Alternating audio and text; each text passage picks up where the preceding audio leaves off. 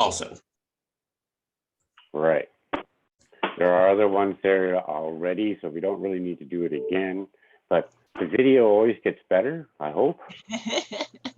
I like to do a great presentation so that it's not just mash. So then Todd has to, Daniel has to go through them all and see which is the best. Take the other ones off the site, eh? Yeah. So we'll just leave it. You know, I'm going to record this myself, and we're going to be starting, and then I can post it multiple times. Just this little window I have. Okay, and we'll put a vertical one on. So we got now a horizontal piece and a horizontal piece. Well, this angle is a little differently. Right? So you can see the sides. Yes? Where are you starting from? I'm starting from the middle. How far in? In the middle. In the middle. Oh, okay. In the middle. Okay, and then we're going to be adding pieces all around it. So one horizontal, and then a vertical one goes on top of the horizontal. Oh, okay. Thank you. Okay, and then we're going to grab another horizontal one and put it on top of the vertical one. So the two horizontal ones are parallel, and the vertical one will go over the first one and under the second one. That's what it looks like. All right. And then we'll get another vertical one in there, except this time it's going to go underneath this first horizontal one we laid down, and then over the second horizontal one, and giving us our little woven hashtag there.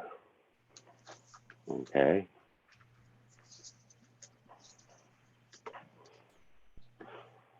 So now we have 4 pieces out on the table, and they're all interwoven already, over one, under one. So we're going to add another horizontal one. And it's going to go underneath that first vertical one and then over the second one. So it kind of looks like our first piece here that we put down. Oh, under and over, if we're looking from the left to the right. And it's going to go under the first vertical strip and then over the second vertical strip. Okay. And then we're going to add another one, vertical one on the left. And it's going to look like this one on the right. So it's going to go underneath the first horizontal one on the bottom and under the horizontal one that's on the top row. And so now we should have 3 by 3, 3 horizontal and 3 vertical. And it looks like a nice little checkerboard square in the middle at the moment. Okay.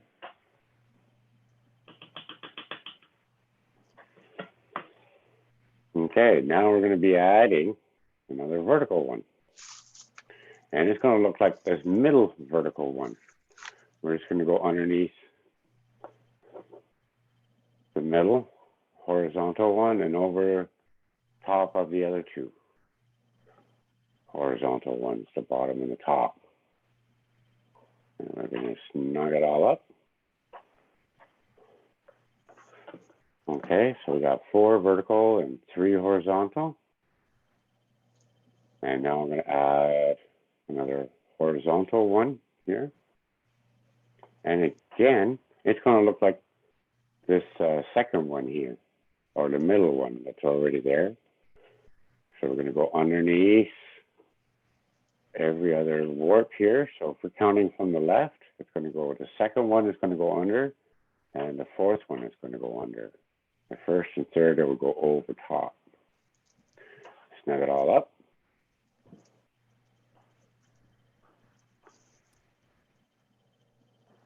Okay.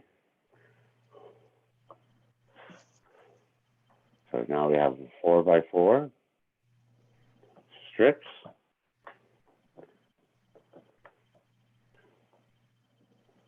And then we're going to do the last 2 strips. Okay, we're going to do this horizontal one first. And if we're going from left to right here, it's going to go over the first strip, vertical strip on the left, under the second one, over the third, and under the last one. Is it all coming back to you now? How we did this before? Yep. Right. So we got 5 horizontal now. And so we're going to add in 1 more vertical one.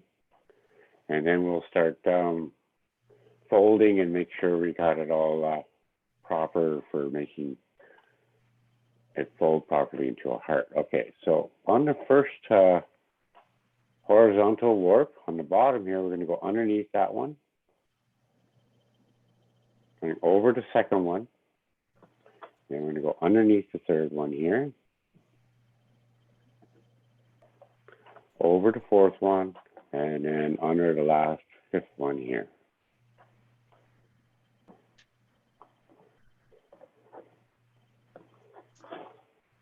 So I'm just now snugging it all up so there's no gaps between any of the these strips. I'm just rotating around, making sure that there's no gaps. All right? Everything straight up and down or straight left and right.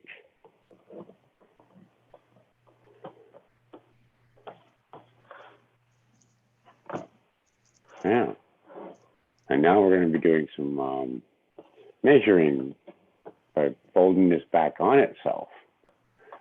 Okay, so we'll do first, let everyone catch up so that they all have it looking like this. This kind of looks like the square mat we were doing a couple weeks ago, right? Yep. Except the square mat we were making into using a herringbone. Here's the Salish weave. Checkerboard. So it's not exactly the same.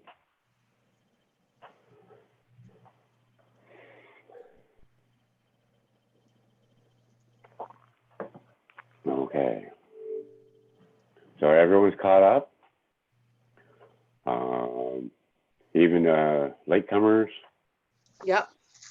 We got our. Okay. So what I want to do when I'm folding these over is I want to make sure that this reaches, these two are the same. So I'm going to pull this down a bit towards me. The first vertical that's underneath the first horizontal here. So when I fold it over, the 2 ends here line up. Uh-oh. Okay, so you got to pull it down. So as you can see, it's actually a lot longer on the bottom half than on the top half. Okay. It was centered, but now we're going to pull it off center so that when we fold it,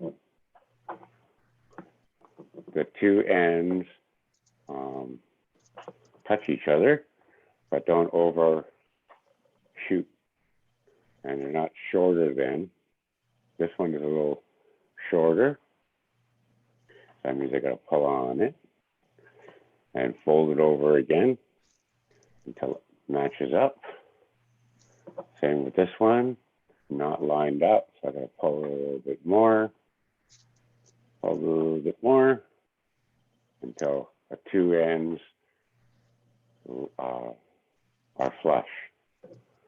Okay, so I'm just going to measure it all first before we start folding it all together. I'm really grateful for Vera for showing me how to do this. And then she realizes I did it totally different than she did. Right? So I'm going to fold them all back on themselves So when I fold it over, all these ends, okay, would line up. So if I'm to measure this with a ruler,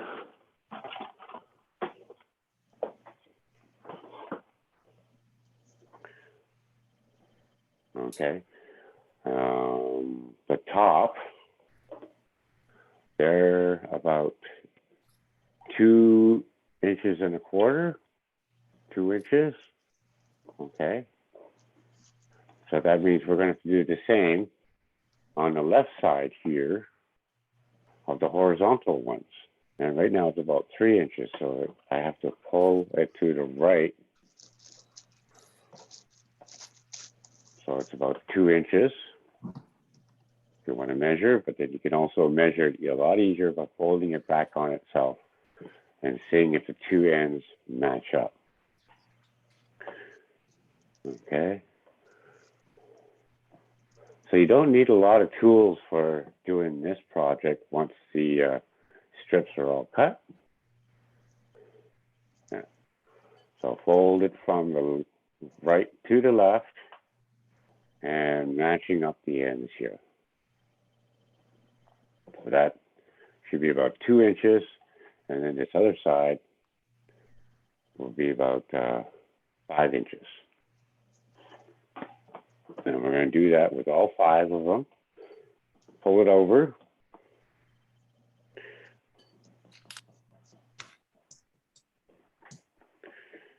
Over.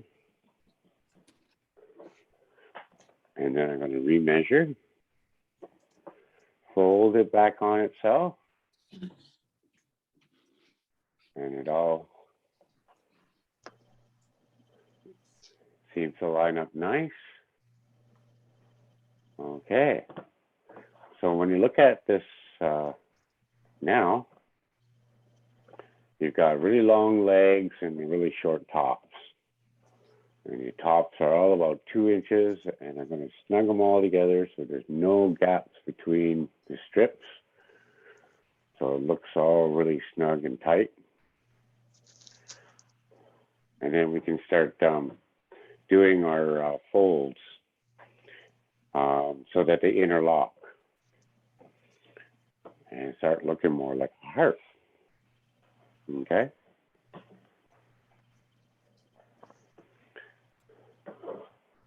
So you're leaving already, Carla?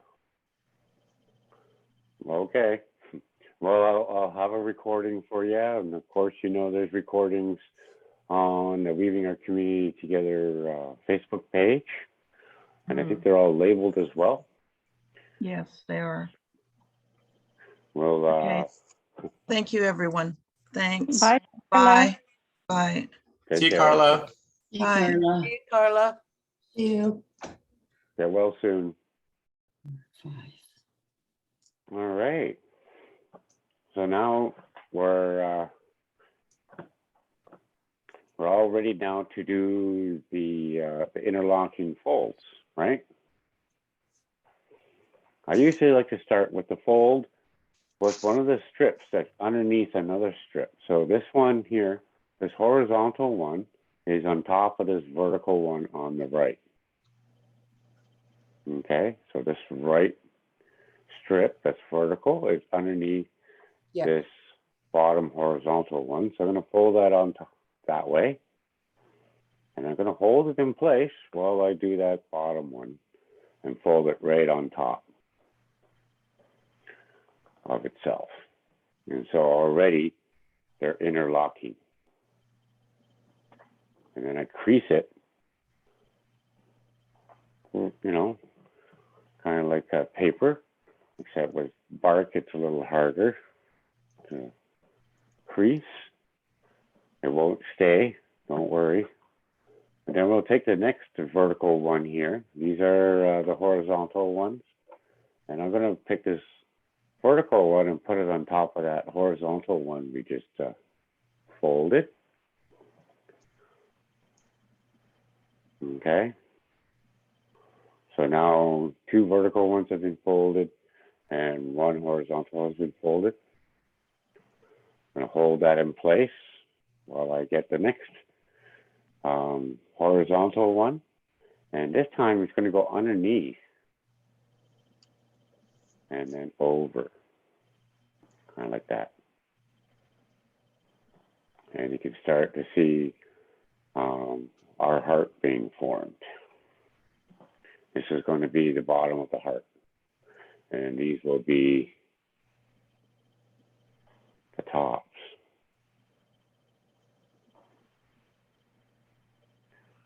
Am I going too quick? So Okay. we'll be able to catch up. Yeah, so Myra, those strips were those cedar, copper tape. Was only $14.50 or something. So $15 with tax. I'm happy. All right. For one little one? No, okay, you buy them in packages of 2, right? They're taped together in one package. So this cost $14.50. Add tax is Both of them? $15. Yeah, For both both of of them. Because I bought 2, and they're on one plastic wrap covering each pair. So each one is $7.50. In other words, if you want to sell one, sell it for $7.50. Okay, but since you can only buy them in packs of 2, it's Where is $14.50. this? Right? Where is this?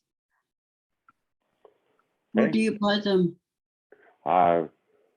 Amazon, so I can Oh, reorder okay. them again. Oh, okay. Yeah, and these are really nice craft copper tape, and it's also really good for keeping slugs off of your house plants. You can wrap it around the pot, the container the plant's in. Mm-hmm. Okay, so I'm far, gonna I'm confessing here. I'm gonna be behind, and I'm probably gonna be observing more than anything because I got left behind. I was prepping my cedar, cutting the lengths. right? So, but I'm putting it together in my mind, and I'm gonna watch the video later as well. I'm Okay. understanding it as you go along. All right. So now we're going to do this next vertical one, okay? And it's going to go underneath this first folded horizontal one. Underneath it. Underneath it. Because we want to stick with the checkerboard pattern.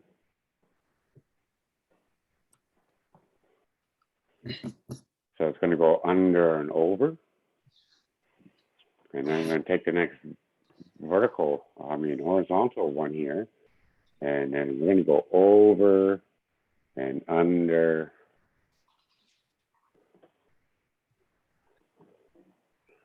And increase it.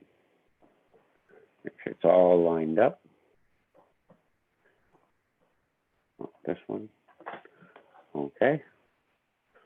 So far we've folded 3 of the strands, 3 of the horizontal and 3 of the vertical so that they interlock. And they're folded back on themselves. And I like to always crease it as well as I can. That's why the bark should be really nice and wet so it creases better.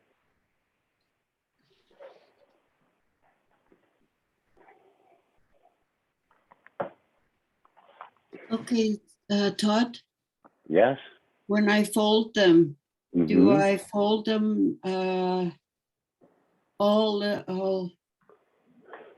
Okay, I think I know what I'm doing. Sure. Okay. I can take it all apart and do it again. That's okay. I'll catch up. Okay. So now I'm going to do this next vertical one here. Oh, I see. It's going to go over this first horizontal one, underneath the second one. I'm going to get that second one out of the way so I can fold that underneath. And All right. So this can become a little pouch as well. And I see in the grocery stores now, all the heart chocolates and cinnamon hearts are coming out. They don't sell them in little packages anymore. They sell them in these big, huge packages, like of 1,000 hearts or whatever. That's a lot to eat. That's a lot to eat. Which must be real sweet. And okay, so now we're left with 2 horizontal and 1 vertical. We're going to take this next horizontal one. We're going to go underneath that first vertical one and the third one. And then this one will go on those other 2 on top. Return those 2 to the original place. And we have just 2 more to fold.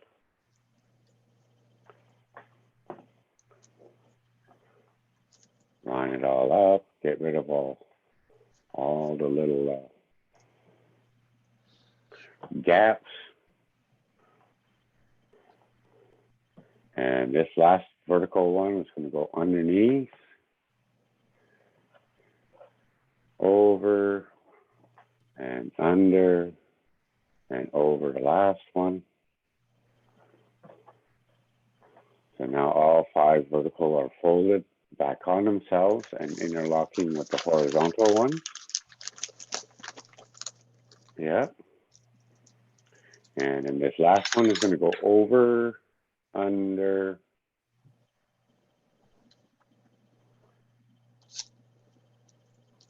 over and under, and then over. So this is what it should look like, almost like a heart now, right?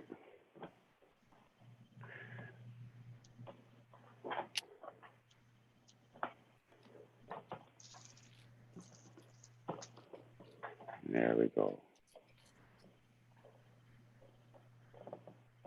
And then I like to readjust everything so that all these are really nice and kind of, nope, 10 each. And they're going to be about 10 inches each one. And we're going to do 5 by 5. Oh, That's shit. why we need 10. Excuse me. Yep. Sorry, just swearing. My mother used to say, don't swear, it sounds like hell. Put a quarter in the jar, Vera. Trying so hard not to. There we go. And then we'll need a marker or a pen so we can start. And even a jar would be nice, or just a lid of a jar, so that we can make a nice curvy end or top.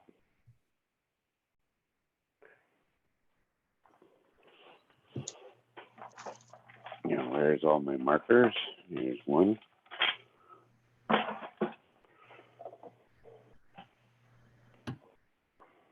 It's a red one. A circle is nice because then it's easier to draw a curve. And you want to draw it right on the bark because we're going to be cutting the mark right off. So I like to trace the lid here and make a nice curve arc. And I'm going to do that to the other side as well.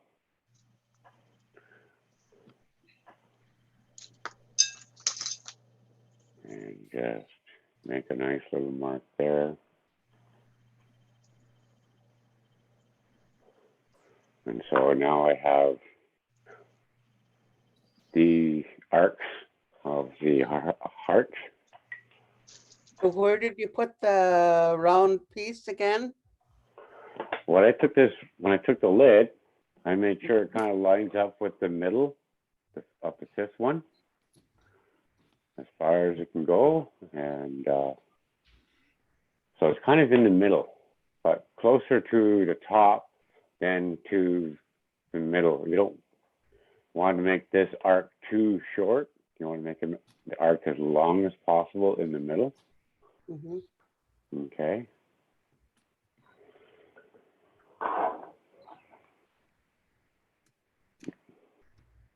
right now,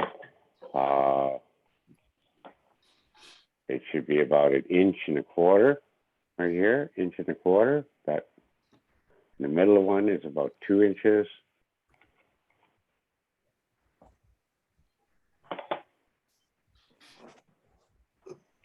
Yeah.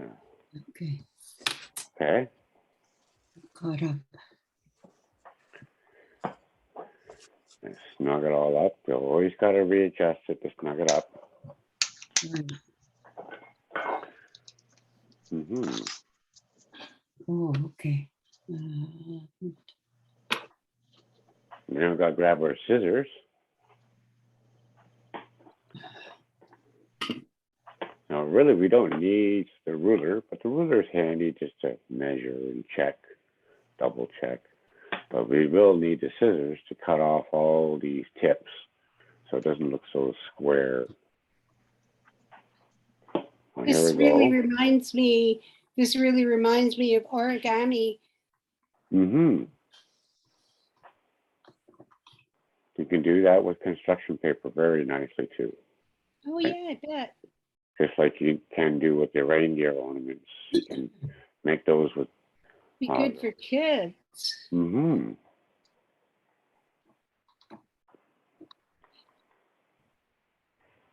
Okay, so I'm going to cut this off now, this red stuff. I don't want any of it showing. Gonna have a fat heart today. Yeah. Vera, she gave me her first heart that she made. Yeah. Yeah.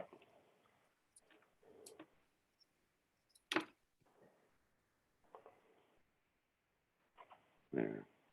So that's the one cut. There's hardly any waste when we do that. Use it as fire starter if you need to.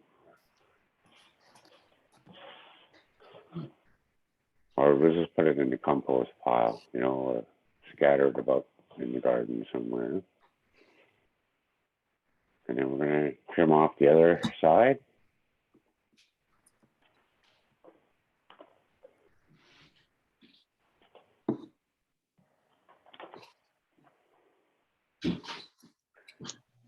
Make sure all that red comes off.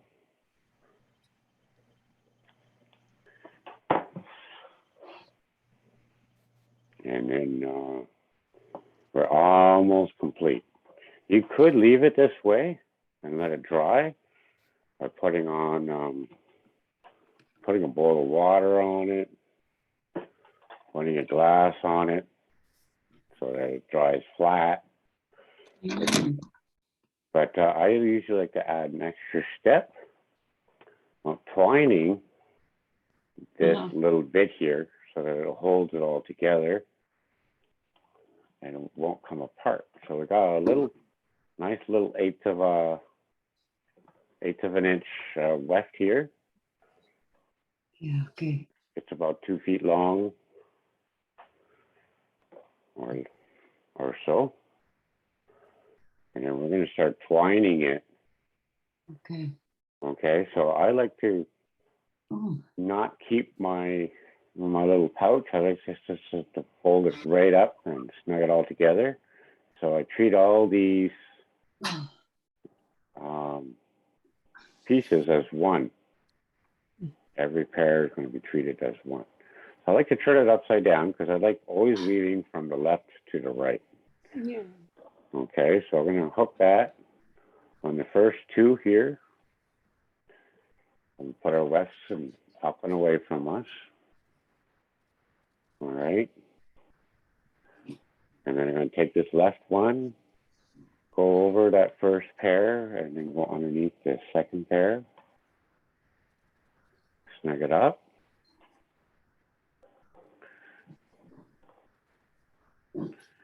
Fold it out of the way. And then we're going to stop with that one after we went over one, under one, fold it out of the way and stop. And we'll take this new left, go over that second pair, and go underneath the third pair. All right. Fold it out of the way and stop. And then we're going to repeat that again with the left one here. Over, under, and fold it out of the way and stop. And then we'll switch to the new left one here. Go over and under.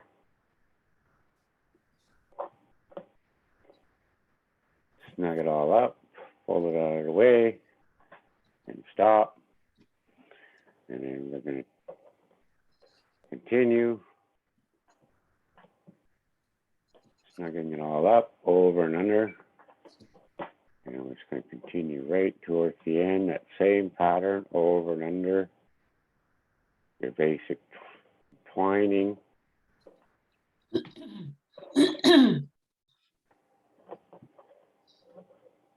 And then once we get to the end, I'll wait a minute for you to catch up. You know what I thought a really cool idea, if you did keep the pouch, is I think I would use it as, put something in it for my closet and hang it in my closet to keep my clothes fresh, a sachet. Aha, you could. You could put the sachet in and then just close it up. Yeah. Mm-hmm. Or you could put more cedar in because it keeps the moths away, I think, right? Yeah, yeah. Mostly white cedar or yellow cedar. It's not so much red. The red doesn't have much aroma to it. Okay. So That's it's very right. different properties in the white and yellow. Is that right? Most people get all three mixed up and they think it's all the same, but it's not true. They don't use Western red for gerbil cages and hamsters. They use the Eastern white. And the yellow is almost too toxic because it has too strong of an odor or aroma. Oh, really? Yeah.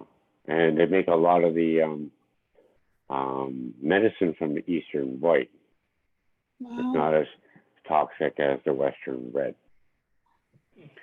And the way we process the bark for the yellow is very different than we do for the red. With the yellow, you want to split it right away. Once you harvest it, clean it off, split it, and hang it to dry. Otherwise, it gets really difficult.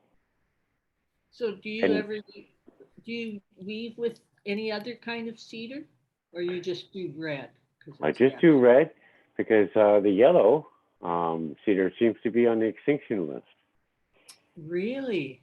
Yeah, so if you go up 900 square feet on the mountain, or 900 feet above sea level, you may find some yellow cedar, but they're very far and few between, and they're very small trees.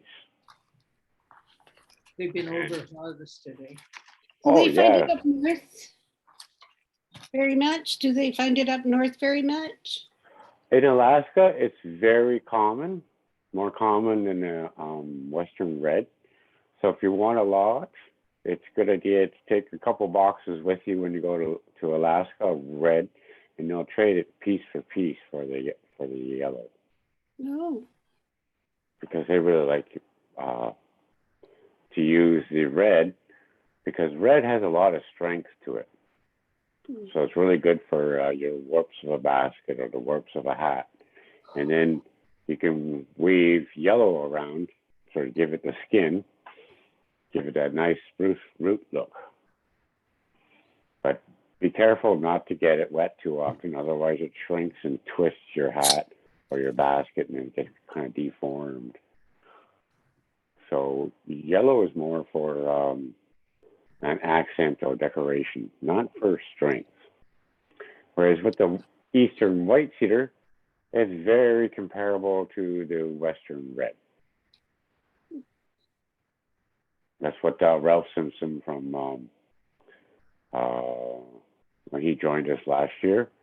From Nova Scotia?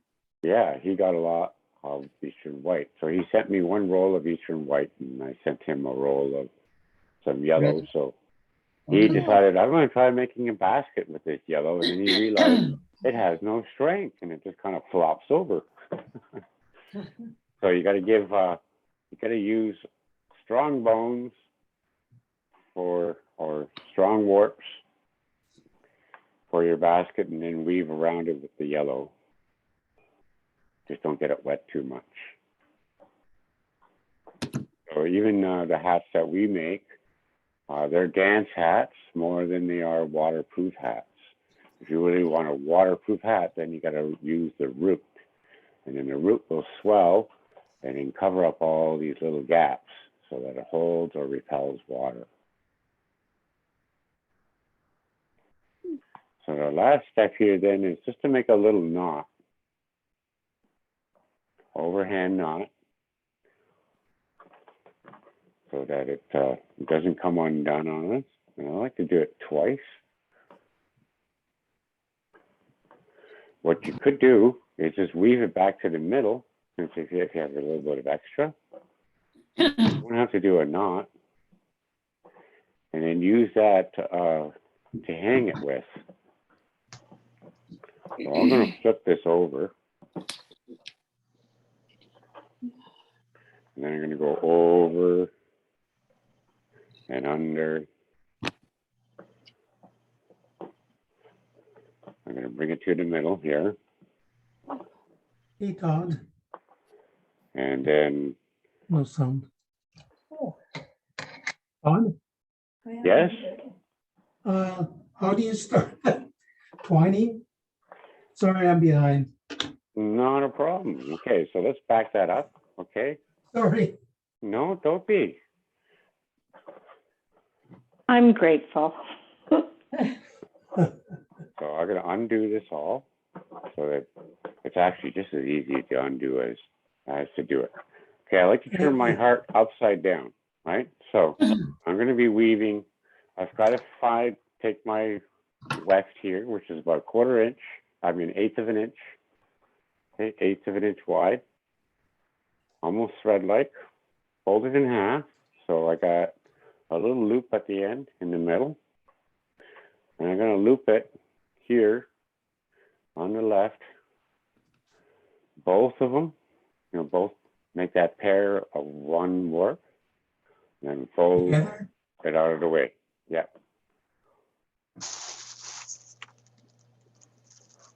My heart's crooked. Longer on one side than the other. So you can always trim it a little bit so it's all about the same, right? Take that left weft. This is your basic twining. We're going to go over this first pair and under the second pair from the left. Okay, over, under, snug it up. Snug it up. Fold it out of the way and stop. Hold it in place with your fingers so you can grab this new left and repeat that pattern. We're going to go over the second one, under the third.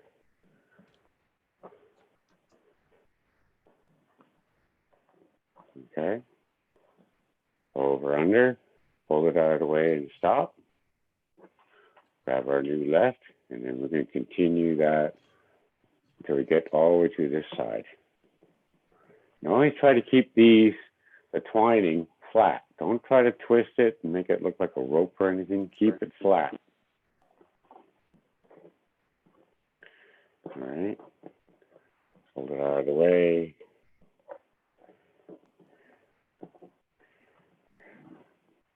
Tighten it up, pull it out of the way. Over and under. Tighten it up, pull it out of the way, and stop. Grab our new left. Go over, under. Tighten it up, pull it out of the way.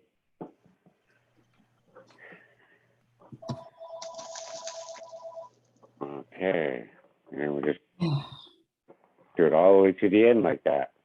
Now I like to flip it around, and I'm going to go back on itself till I get back to the middle here. So I take the left, over and under, fold it out of the way, over and under.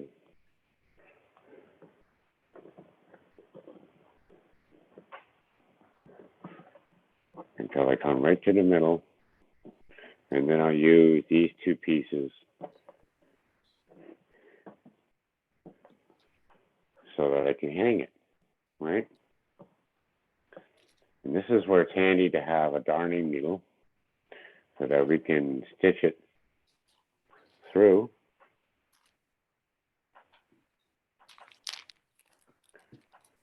I don't get where you said you started.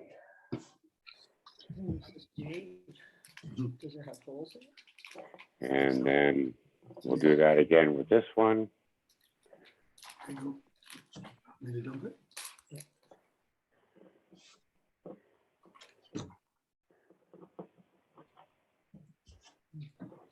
And now it's brought to the middle. And then I can tie a little knot up here. And we can hang it. And I'm going to pause it, the video, Just starting to have. and it's done.